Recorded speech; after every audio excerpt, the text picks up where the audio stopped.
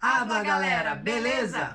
Sejam muito bem-vindos mais uma vez ao canal para quem quer saber tudo sobre a Espanha. Para quem ainda não me conhece, eu sou o Thiago. E eu sou a Luciana, e no vídeo de hoje nós vamos fazer algo um pouquinho diferente do que vocês estão acostumados e até nós mesmos estamos acostumados. Nós entrevistamos uma família que mora em Portugal e eles vão compartilhar um pouco da experiência deles com a gente. Nós achamos interessante gravar esse vídeo porque muitas pessoas, quando decidem sair do Brasil, acabam ficando na dúvida entre Espanha e Portugal. Então, trazer alguém de Portugal para compartilhar a experiência pode ajudar essas pessoas que estão na dúvida. E mesmo quem não está na dúvida, quem já escolheu a Espanha, também pode ser ajudado com a experiência dos outros, porque muito do que a gente passa em qualquer país é o que a gente vai passar aqui na Espanha também, né? Então, se é o seu caso, assista esse vídeo até o final, que com certeza ele vai te ajudar. Pessoal, agora só já de antemão pedindo desculpa para vocês, porque como foi a nossa primeira entrevista, a gente havia até feito um teste antes, assim, na questão de imagens e tudo, porque para compartilhar as duas telas e ter uma qualidade legal para vocês. Mas assim, no teste funcionou super bem. Nós gravamos toda a entrevista, mas no final, quando a gente foi editar, a gente viu que cortou um pouco, assim, ambas as laterais, então a qualidade da imagem não vai estar tão boa, né? Assim, cortou um pouco do meu rosto, um pouco do rosto de todos nós, mas como a entrevista ficou tão bacana, o conteúdo ficou tão rico, a gente não queria deixar de postar por causa dessa falha e a gente promete aí no próximo trazer a tela inteira, né?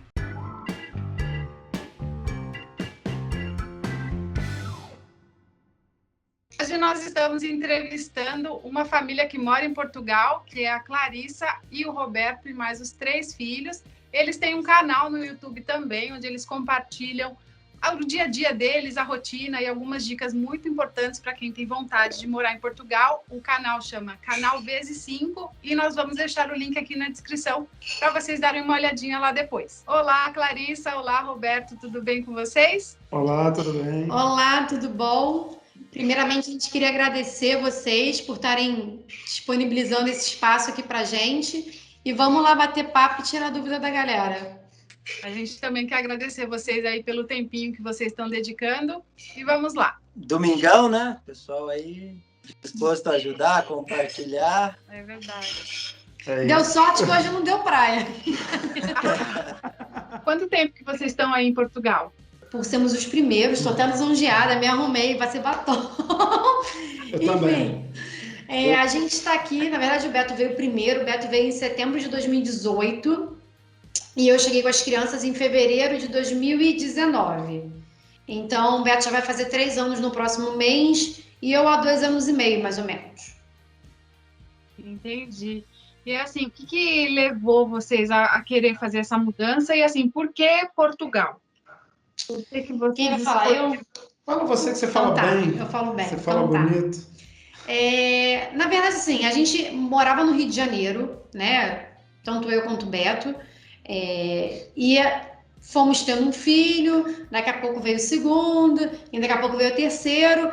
E aí a gente viu que não estava dando, assim. A gente, infelizmente, no Brasil, no Rio de Janeiro, não tinha uma qualidade de vida. A gente queria proporcionar coisas para os nossos filhos que a gente não tinha condição, né? E, além disso, a questão da segurança, né?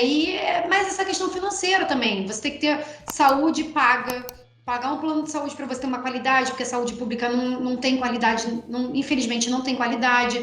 Você ter que pagar um colégio particular, porque o colégio público não vai atender as necessidades que a gente espera, né? E no Brasil tudo tem que ser pago, né? Infelizmente, a maior parte das coisas tem que ser pagas. E a gente queria uma outra proposta de vida, a gente precisava de uma outra proposta de vida. E aí também a questão da segurança, que a gente batia muito nessa tecla. A gente não andava com os nossos filhos presos em cadeirinha. Depois que eu fui mãe, eu nunca mais andei no banco da frente, eu sempre andava no banco de trás. Muito medo de estar sendo assaltado e de toda aquela questão de como é que eu vou tirar as crianças do carro se acontecer alguma coisa, porque no desespero tudo dá errado, né? Você não consegue tirar o cinto, você não consegue pensar. Então, a questão da segurança, porque o Rio de Janeiro, infelizmente, é uma cidade em que hoje a gente não se sente seguro para morar. E aí, por que Portugal?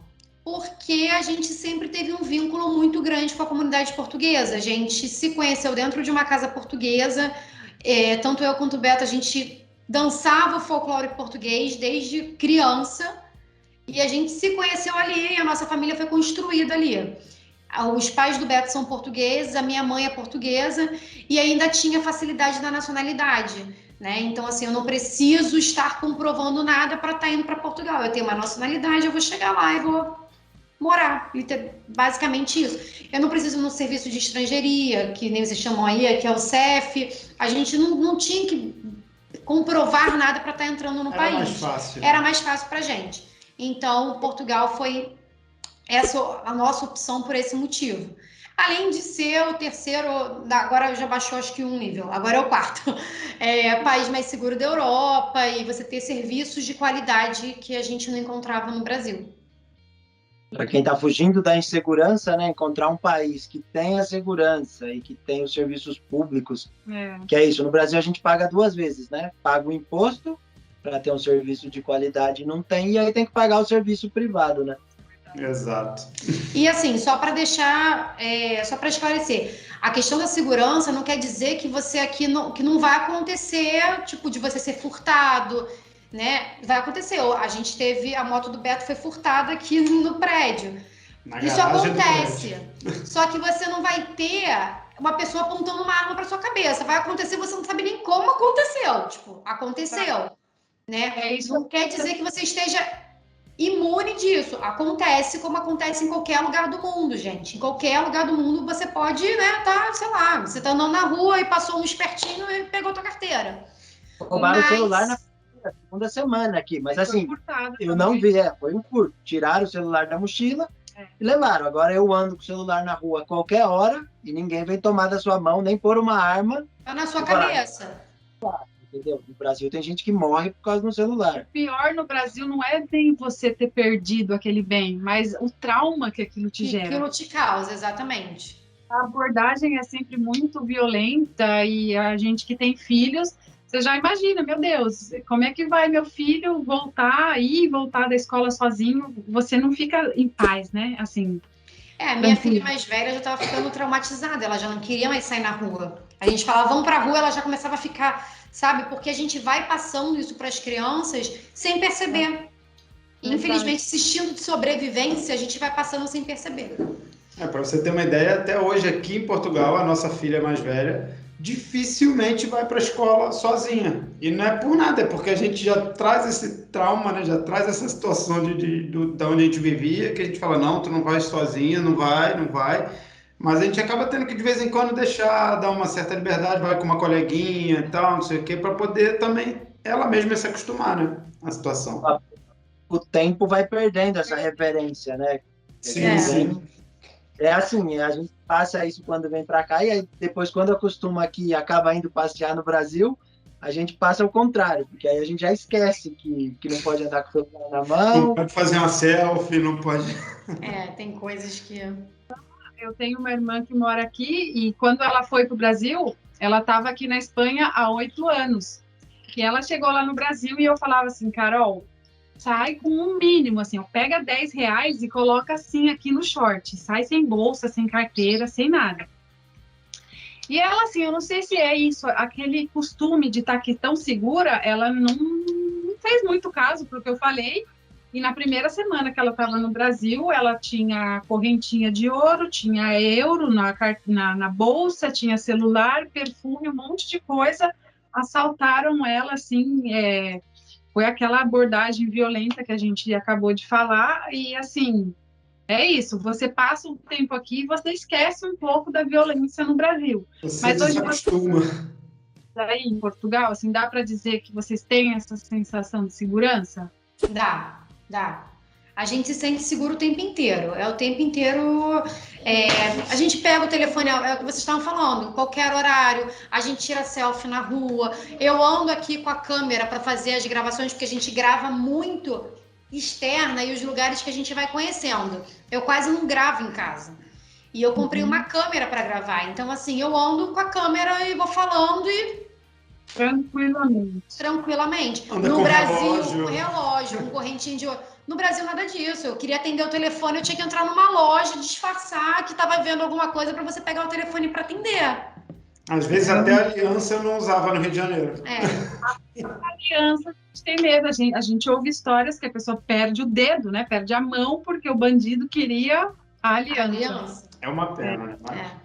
Mas é verdade, né? E assim, como que foi a adaptação de vocês? Vocês estão em 5, né? São vocês 2 e as 3 crianças. Quais são as idades das crianças? Então, a gente tem a Duda, que tem 12, o Arthur com 7 e a Catarina com 6. Em relação à adaptação das crianças, é até legal falar sobre isso, porque quando eu abro as caixinhas do Instagram, a maior parte das pessoas vem me perguntar sobre isso. A adaptação com as crianças na escola, a adaptação das crianças no país, a adaptação como é que é e não sei o quê. Porque como eles veem que a gente é uma família, né, numerosa, assim, tem bastante filho, então acaba passando essa credibilidade. E não tenho o que reclamar, assim, as crianças acho que se adaptam, acho que com maior facilidade. A gente demora mais adaptado que eles, né? Eles vão para a escola, fazem amizade rápido. A gente não teve problema aqui com nenhum tipo de bullying, meu filho sofreu preconceito de professor, de aluno. Não. A única diferença muito grande que a gente sentiu é que em Portugal os portugueses são mais fechados. Então, para você se relacionar com o português é mais difícil. Então, a gente precisou se apoiar muito mais na nossa comunidade brasileira aqui. Então, a gente tem muitos amigos, mas são todos eles voltados na comunidade brasileira. Então, os encontros que a gente faz no final de semana, tudo que a gente vai fazendo é junto com a comunidade brasileira. Você não tem muito vínculo com eles. Eles são mais fechados, são mais retraídos em família, sabe? Eles não são pessoas que não estão abertas. Eles estão prontos para te ajudar. Você precisa de alguma coisa no trabalho, eles estão sempre dispostos também. Não tive problema nenhum em relação a isso, nem eu, nem o Beto, né? Não, a gente não tem que reclamar nem das crianças na escola. A gente ouve até de alguns amigos aqui que o filho ou a filha teve alguma coisinha na escola, teve um probleminha com um amiguinho, ou com uma professora, ou isso, ou aquilo. A gente escuta de algumas pessoas, mas com a gente, pelo menos... não aconteceu. Não teve nada, tranquilo. E a única diferença que a gente vê aqui realmente é essa, a questão deles serem mais fechados. E você ter uma dificuldade maior para criar um vínculo ali. Vocês moram em qual cidade em Portugal? Aveiro. E você é um centro do norte, assim. Aveiro fica mais ou menos a 40 minutos do Porto. Bom, eu queria perguntar na parte do mercado de trabalho. Como que está o mercado de trabalho aí em Portugal? Essa questão do coronavírus se afetou bastante, se já está recuperando? E também a questão para imigrante, né? Se tem alguma dificuldade para conseguir emprego aí por ser imigrante, ou se isso não faz muita diferença?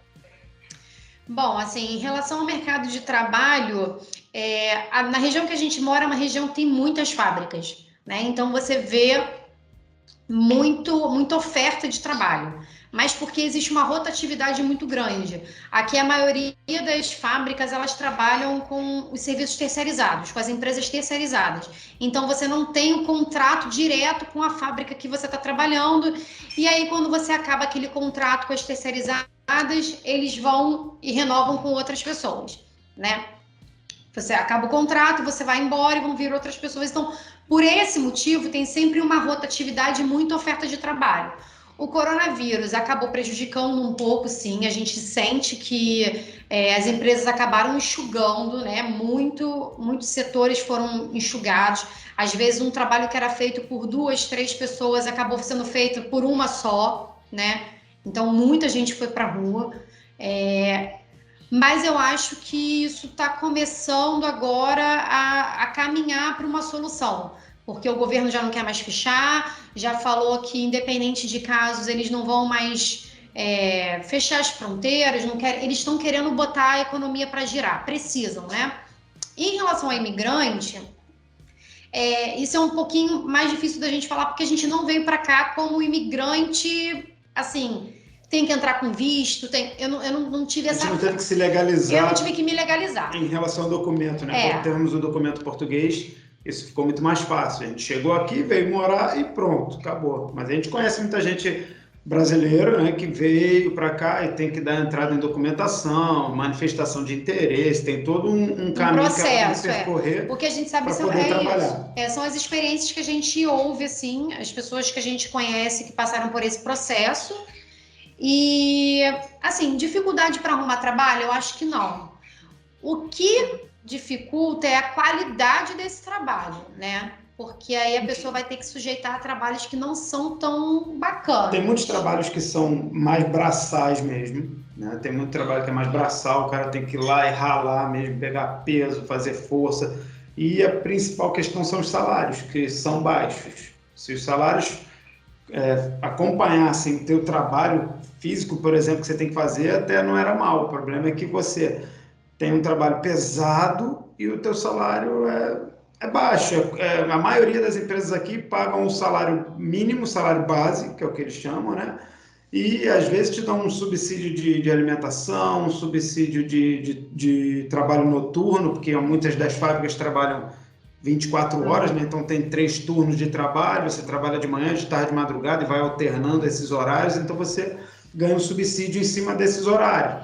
Mas no final das contas o teu salário não é assim uma maravilha, vamos dizer assim, não acompanha o teu esforço. Então você se mata de trabalhar e a remuneração não acompanha. Não acompanha. E quando você não está legal no país, o que acontece? As empresas que são corretas mesmo, elas não te contratam porque elas estão aptas a tomar uma multa, né? Uma coima, uma multa. Aqui se chama coima. Então, elas não querem te contratar porque elas não querem correr risco. Então, elas só contratam quem tem a documentação. Aí, a pessoa que está ilegal, ela vai trabalhar no mercado negro, assim, numa coisa que não é tão bacana, sabe? E trabalhos ainda mais pesados. E provavelmente ganhando menos. Porque aí, como a empresa está te chamando, muitas vezes o contrato não é feito nem por escrito, é feito por boca, enfim. Eu acho que não é uma facilidade. Se a pessoa quer vir para cá, procura vir legal. Chega aqui, arruma a documentação direitinho, que aí você vai conseguir um trabalho digno, vamos dizer assim. Agora, se vier ilegal, não é fácil. Não é fácil. Vai ter que se sujeitar a algumas dificuldades. Trabalhar o mês inteiro, depois o patrão, no caso, nem pagar, e essa pessoa não tem nem como reclamar, né? Ela não tem nada escrito. A gente já ouviu alguns casos desses aqui. Já ouvi casos desses, a gente já viu casos de família com criança passando necessidade, da gente ter que juntar e, comida e não ter de onde morar, porque gasta todo o dinheiro que tem de reserva. E, assim, outra coisa que eu não passo por esse processo, mas a gente ouve muito. É muito difícil um agendamento no CEF. Enquanto você não consegue regularizar a sua situação, você não tem trabalho. Então, o seu dinheiro vai indo, as suas reservas vão indo todas embora. Né? Então, as pessoas às vezes acham que as coisas são fáceis, e a gente estava até conversando sobre isso, né? O romantizar a imigração. A imigração, ela é difícil, é doída, é suada, independente de você ter cidadania ou não, porque são processos, tem que estar aberta a mudança, é cansativo, você às vezes fica dias, escuto gente que fica dias tentando ligar para o CEF para poder marcar, para poder regularizar. Então, a primeira mudança tem que acontecer dentro de você. Eu tenho que estar preparada para isso aqui, porque não é fácil. Na maioria das vezes vai estar longe da família. Aí em Portugal ainda tem um pouco essa vantagem do idioma não ser muito uma barreira, mas pode ser que você esteja num lugar onde você não consegue nem se comunicar, então é um recomeço muito grande, né? É muito grande. E olha que hoje a internet ajuda, né? Eu imagino na época dos meus pais, por exemplo, que fizeram um caminho inverso do que a gente fez. Eles eram portugueses e foram viver no Brasil. E na época deles, eu lembro que eu era criança e para eles ligarem para os irmãos e tal, aqui em Portugal, tinha que ser sempre aos domingos, de manhã, e tinha que falar correndo no telefone, porque senão a conta de telefone vinha algo absurdo. Hoje em dia, a gente pega o telefone, faz uma videochamada de graça, fala ali 1 hora, 2 horas, então olha que ainda tem essa facilidade, mesmo assim não é fácil. Não é fácil. Hoje tem essa vantagem, sim, é verdade. E como que é a questão da expectativa, assim, aquela expectativa inicial que vocês tinham quando vocês fizeram essa mudança? Hoje, depois de 3 anos já em Portugal, assim, vocês encontraram aí em Portugal aqui que vocês vieram buscar? Assim, vocês encontraram mais do que foram buscar ou menos? Como que ficou assim? O que vocês encontraram aí era o que vocês esperavam?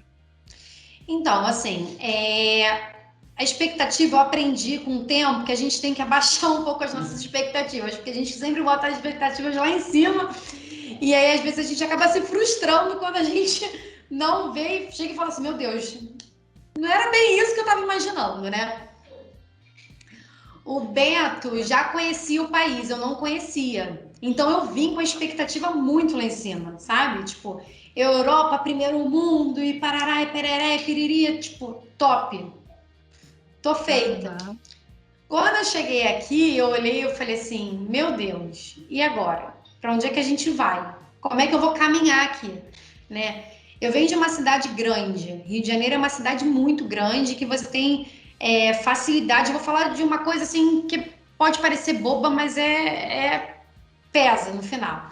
Você tem facilidade de transporte, de condução, você faz tudo, você tem acessibilidade de tudo muito rápido, né? E vim morar numa cidade pequena, porque Aveiro é uma cidade pequena, onde você tem horário para ônibus de 40 em 40 minutos, ou de 1 em 1 hora, onde você não tem uma quantidade de transporte tão grande, onde você não tem, talvez, um desenvolvimento de uma cidade grande, né? Porque, no meu ponto de vista, falta um pouco de desenvolvimento para a cidade. Então, o primeiro impacto foi, tipo, eu com 15 dias falei, Beto, eu vou voltar. Não dá para mim isso aqui, não dá. E além do clima, né? Que não é um clima que eu já tô aqui há 2 anos e meio, eu não consigo me adaptar, porque a gente está no verão e o dia lá fora tá meio estranho. O verão não chegou aqui ainda. E eu fico esperando pelo verão, sabe? Eu fico, ai meu Deus, o verão. E o verão não chega. Não chega. Não tem. Mas a gente conquistou muita coisa aqui em Portugal, não tem como dizer que não. Eu consegui voltar para o mercado de trabalho, que eu fiquei 10 anos sem trabalhar, justamente porque não compensava, ou trabalha, ou bota uma filha no colégio integral, então eu não conseguia isso. Eu aqui consegui voltar para o mercado de trabalho. Eu consegui voltar para o mercado de trabalho dentro da minha área, e que é muito difícil, quando eu cheguei aqui, as pessoas falavam para mim que eu não ia conseguir, para eu botar... Tipo assim, veste sua carapuça aqui, minha filha, porque você não vai conseguir isso. O que você trabalha aí, você não vai conseguir trabalhar. Então, eu consegui voltar para dentro da minha área, né? Consegui entrar no mercado de trabalho na minha área.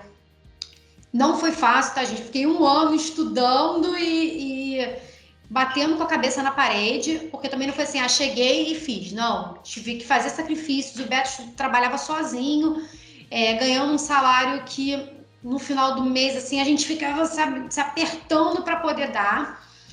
E aí, fiz passeios, a gente conhece praticamente Portugal inteiro. A gente só não conhece a parte sul. Tem muita coisa para conhecer. Mas já conhecemos quase tudo, porque aqui também, como é um país muito pequeno, você tem a facilidade de carro, você faz tudo, né? Poucas horas você cruza o país, né, de carro. Oi? Poucas horas dá para cruzar o país de carro, né? Dá para cruzar o país de carro. Em 6 horas você cruza o país inteiro, de norte a sul, 6 horas e meia, mais ou menos. É mais ou menos isso, até menos. Acho que até menos. É bem pequeno. Então, a gente está aqui a 40 minutos do Porto, você passou o Porto, você já está ali perto de Braga, Então, você tem uma facilidade muito grande de estar circulando nessas cidades e conhecer o país. Você consegue fazer passeios de bate e volta. Você sai de manhãzinha cedo, vai lá, curte o lugar, conhece, passeia e tal, e volta de noite para casa numa boa. Você não tem que... Ontem a gente estava na Espanha. Ontem a gente foi aqui do lado e voltou, sabe? Porque eu sou chique, assim, eu durmo em Portugal, mas acordo na Espanha. Mas assim também, gente, tudo isso que a gente faz... A gente leva a marmitinha, a gente leva o lanche, vai um colherzinho. Porque o que é feio no Brasil, a gente aprendeu que é bonito na Europa. Tipo, a farofada da praia é super bonita aqui na Europa. Todo mundo faz farofada. Verdade. Não é? Então a gente... Isoporzinho, com lanchinho, suquinho, nada de gastar em cantina, em comer fora, vai fazer... leva tudo. Igual A gente leva salgadinho, biscoitinho, lanchinho, faz uns sanduíches. E tem uma galera que a gente vê aqui na praia que leva comida mesmo. Leva pratinho de comida. Tem uns que eu já vi que levam até aqueles forninhos de campismo, né? O cara liga ali o forninho na praia e aquece a comida ali na hora e come quentinho. Eu falei, poxa, tá muito chique isso aqui mesmo, né?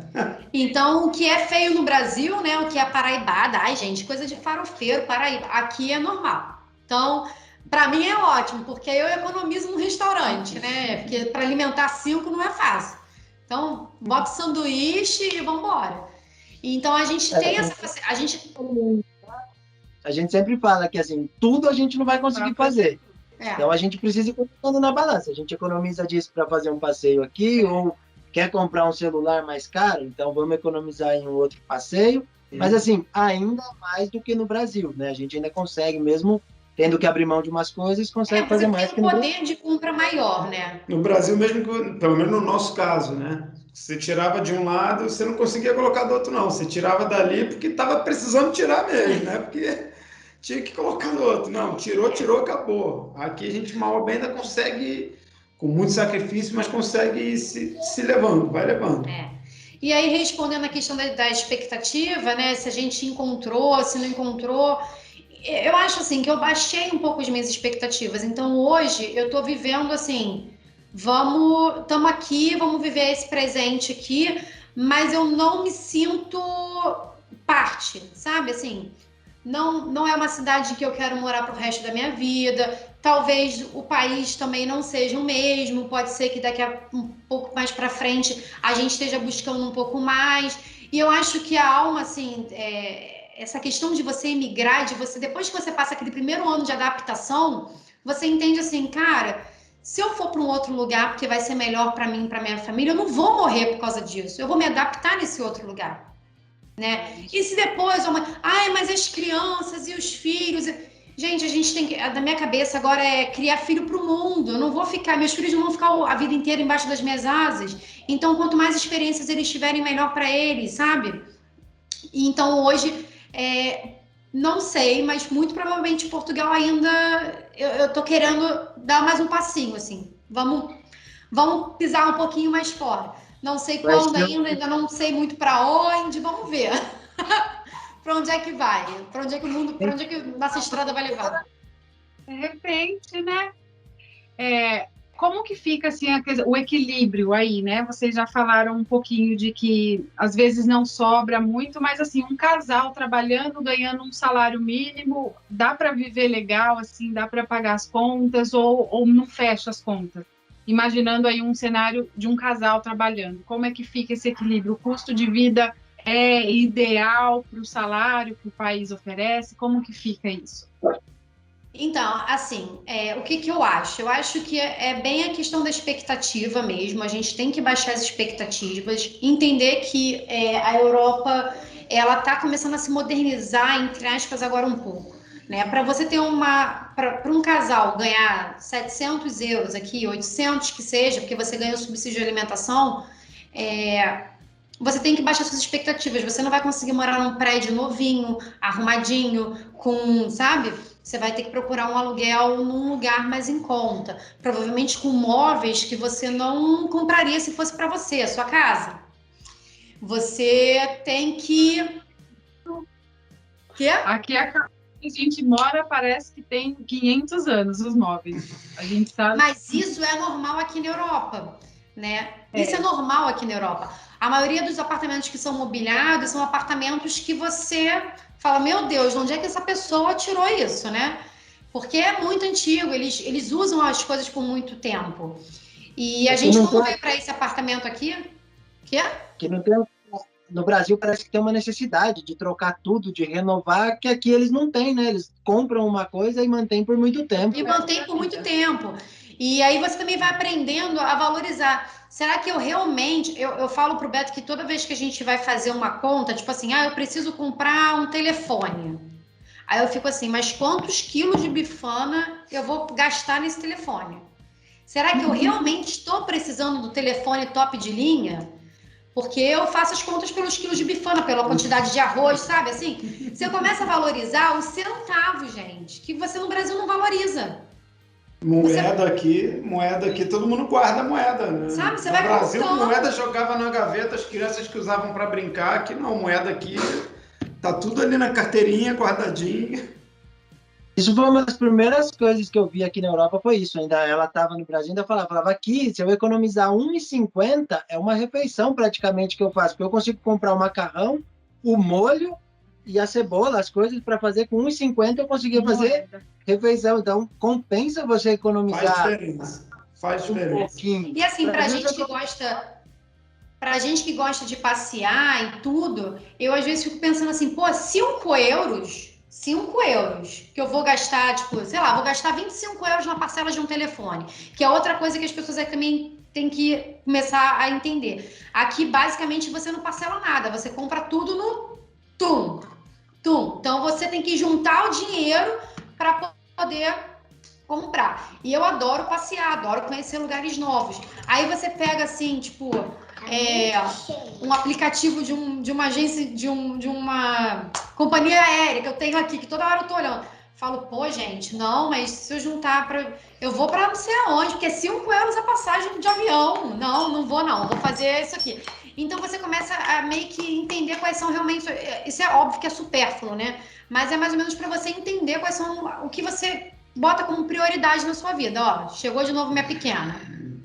Olha ela. Olá. Já vou, filha. Daqui a pouquinho mamãe vai.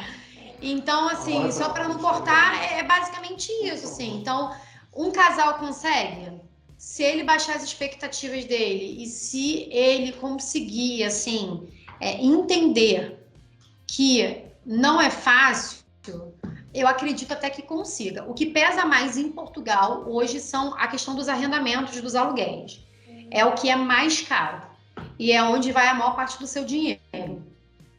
Você tem que buscar sempre lugares mais distantes. Mais afastado dos centros. Para tentar ter um arrendamento, né? Que, como se fala aqui, o aluguel um pouco mais baixo. Senão é difícil. Mas é muito difícil, gente. É bem... Para vocês terem uma noção, hoje, um arrendamento no centro de Aveiro, que a gente está falando de uma cidade que não é tão grande, eu estava um T0 na faixa de 450 a 500 euros. Você ganhando 665 euros, como é que você fecha a sua conta no final do mês? Porque não é só o arrendamento que você tem que pagar, sabe? Você tem que pagar a luz, você tem que pagar a água, você tem que botar comida.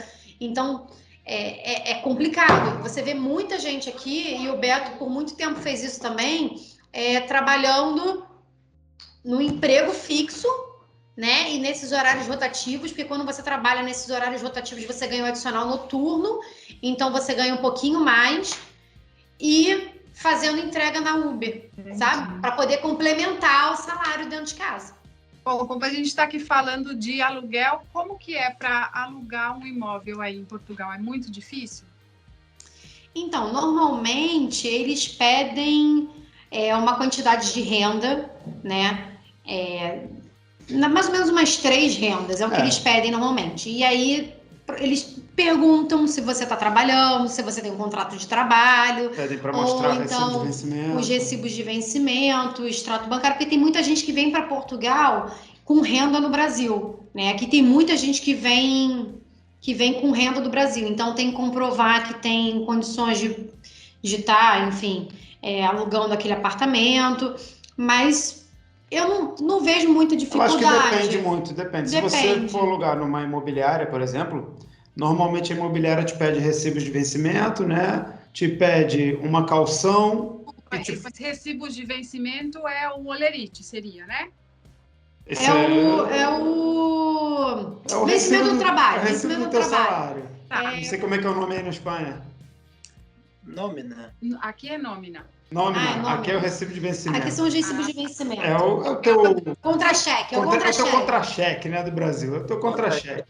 Ah, tá. Entendi. E aí eles pedem, normalmente, para você mostrar os contra-cheques, né, 3 últimos contra-cheques, dá um valor de caução, e normalmente eles pedem para você pagar a primeira renda adiantado e já pagar a última. É o normal. Mas aí depende. Depende. Tem gente que você faz, às vezes, com a pessoa, com o dono do apartamento, né? E aí o cara só te cobra uma calção e a primeira adiantado. Tem outros que te cobram 6 parcelas já adiantadas. Fiador. Acho que depende muito da tua sorte. Mas o normal é mostrar os recibos de vencimento, mostrar condições de pagar, mostrar o IRS, que é o imposto de renda, né? Aqui de Portugal, se você já tiver. E essa calção, a entrada e a última parcela. É o normal. A única coisa assim, que a gente tem reparado muito é que há uns tempos atrás, assim, antigamente não, porque parece que é 50 anos atrás, mas sei lá, uns 2, 3 anos atrás, você conseguia apartamentos mobiliados. Cada vez menos você está conseguindo essa opção. Eles não estão deixando mais mobília nos apartamentos. Então, para quem está começando, a gente, quando alugou esse apartamento aqui, ele não tinha mobília. Então, foi meio, né, a gente... Dormiu no chão muito tempo. A gente dormiu, assim, no colchão, no colchonete, durante muito tempo, porque a gente vai dando prioridade para as crianças, para as coisas das crianças, e dá conforto para as crianças, e vai deixando a gente meio um pouquinho de lado, né? Mas tem esse detalhe. Então, e normalmente os apartamentos que são mobiliados, eles são também mais caros. E aí, uma alternativa também é para quem está vindo e pega um apartamento que não é mobiliado, é ficar sempre de olho no Marketplace, nesses grupos de Facebook, que sempre tem gente botando lá coisa... Com preço em conta, ou às vezes até doação mesmo. A pessoa precisa se desfazer de alguma coisa e acaba doando, né? E aí... Sim, a gente vê muita... para vender com preço barato ou doação. A gente vê bastante aqui. Bastante doação, Então, essa foi a única coisa assim que eu acho que está mais... Agora, o valor dos aluguéis, eu acho que a pandemia deu uma melhoradinha, assim, digamos, mas não vejo ainda um valor... Eu acho que é o que pesa mais, assim, porque você tem um salário baixo e você praticamente tem um salário inteiro que você paga de renda. Então, é pesado. Entendi. Eu não sei nem se você vai saber me responder, mas, assim, porque aqui... Uma das primeiras coisas que, seja você alugando com o proprietário ou com a imobiliária, é ter a residência legal no país. Vocês acham que aí, mesmo sendo assim, claro, com a imobiliária provavelmente vai pedir um visto, né? Mas assim, com o proprietário diretamente, vocês acham que é mais tranquilo, que é possível ou que isso é um obstáculo? Acho que é possível, né? Eu acho que é possível. Eu não vejo pessoas que não conseguem alugar. Vou te dar o exemplo da gente, tá? No nosso caso aqui, eu aluguei direto com o proprietário e ele não me pediu nada. Não me pediu recibo de vencimento, não me pediu IRS, não me pediu documento nenhum. A única coisa que ele me pediu foi uma calção e o valor da primeira renda adiantado, só no nosso caso, tá? Mas quando é direto com o proprietário, acaba que sempre não tem meio que uma regra, né? Vai muito do que você consegue negociar. Eu nunca soube de nenhum proprietário direto te pedir, por exemplo, a tua autorização de residência para quem é brasileiro. Nunca vi. Parece que aí eles são mais receptivos nessa questão do que aqui na Espanha. Porque aqui o problema hoje está mesmo os particulares, você tratando direto com os proprietários. Agora aqui todo mundo está exigindo um seguro de impago, né? O seguro. E aí, o seguro, eles falam assim, eu te alugo, eu não vou te pedir nada. Quem vai te pedir é o seguro, a seguradora. E aí a seguradora vai te fazer aquele monte de exigência, ela te pede porque mais do que uma imobiliária. O risco é dela, e aí é onde está barrando. Mesmo quem está alugando no particular, Tá tendo muita dificuldade. Aqui o que acontece? Há um tempo atrás, quando eu cheguei aqui, basicamente, né, eu não vou falar antes porque eu não sei, mas desde que eu cheguei aqui, eu vi que era tranquilo você combinar isso com o proprietário. E eu percebi que depois de 1 ano ou 2 anos, os próprios proprietários já começaram a criar mais dificuldades também para essa situação do arrendamento. Acho que por conta de muita gente que ficou inadimplente, que não pagou. Teve muita gente que, talvez até naquela questão que a Cláudia já conversou entre a gente aqui, aquela questão da expectativa. A pessoa vem numa certa expectativa, chega aqui, pega logo um apartamento de 600, 700 euros de aluguel e quando ela vai arrumar o trabalho, ela vê que ela vai ganhar 800. E aí como é que ela paga? Né? E acho que isso acabou dificultando para quem está chegando por agora, porque os próprios proprietários que iam mais na base da confiança já não estão muito nessa, porque começaram a não receber, começaram a ter essa situação de não receber o aluguel, então eles criam mais dificuldade para poder ter mais segurança, né? Exatamente o caso o que daqui. aconteceu aqui, exatamente a mesma coisa. E agora, assim, só para a gente não se estender muito, não tomar mais o tempo de vocês, tem algo que vocês queiram falar, que vocês queiram compartilhar, que às vezes a gente acabou não perguntando, mas que vocês gostariam de compartilhar ou de deixar uma dica para quem está no Brasil e está aí meio que Espanha ou Portugal, quem está avaliando, algo que vocês achem interessante. Assim, eu acho que é difícil você falar assim, olha, vai para Espanha, vai para Portugal, porque, enfim, né? Cada pessoa sabe a sua realidade. O que eu acho é que Portugal você tem a facilidade da língua, então para você se comunicar e para você começar nessa primeira fase assim da imigração é mais fácil, né? Você se comunica, você consegue falar com qualquer pessoa sem ter essa barreira da língua que a gente já falou, né? Mas eu acredito que tudo tem que ser feito sempre com muito planejamento, né? Por exemplo, o Beto veio na frente, eu fiquei 5 meses sozinha com as crianças. Ele não foi lá me buscar, eu peguei um avião sozinha com as crianças, eu vim para cá. Então, tudo é uma questão de planejamento. Se a pessoa tiver a possibilidade de estar uma das pessoas indo antes, né? Se é um casal, enfim, indo antes, ainda mais quando se trata de mudanças com famílias e com crianças, é muito triste pra gente quando a gente fica sabendo de alguém que, tipo, tá passando fome e tem uma criança envolvida, ou tá voltando e não deixou nada no Brasil porque vendeu tudo que tinha e não sabe nem como é que vai recomeçar no Brasil. Então, tudo é uma questão de planejamento, né? E tá aberto a mudanças, tá aberto a saber que você vê muito engenheiro trabalhando em fábrica, você vê muito advogado trabalhando em fábrica, saber qual é o propósito que você quer para sua vida, né? Pô, eu tô a fim de melhor segurança para minha família, para minha filha, mas eu tenho que estar sabendo que hoje eu vou ter que passar por isso aqui para poder dar esse passo, sabe? Porque não é fácil. É um recomeço. Né? É um recomeço. É começar a engatinhar de novo e baixar as expectativas, traçar muito bem quais são as prioridades, porque se você não tem uma renda no Brasil que vai te dar essa segurança, assim, beleza, que eu tenho aqui, sei lá, ganho minha aposentadoria. E mesmo para quem tem renda no Brasil, gente, o euro tá 6,20.